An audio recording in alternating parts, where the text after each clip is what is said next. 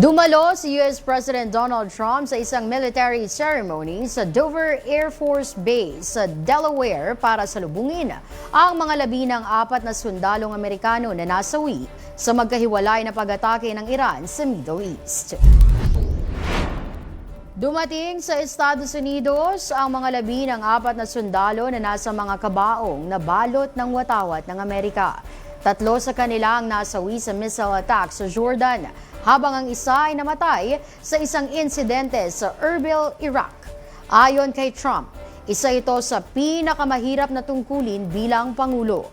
Nagpaabot din siya ng pakikiramay sa mga pamilya ng mga nasawing sundalo at sinabing mahal ng bansa ang kanilang mga anak. Patuloy namang lumalakas ang panawagan sa Estados Unidos na muling suriin ang digmaan laban sa Iran na ayon sa ulat ay nagdulot na ng malaking gastos, pagtaas ng presyo ng langis at daang-daang sugatang sundalong Amerikano.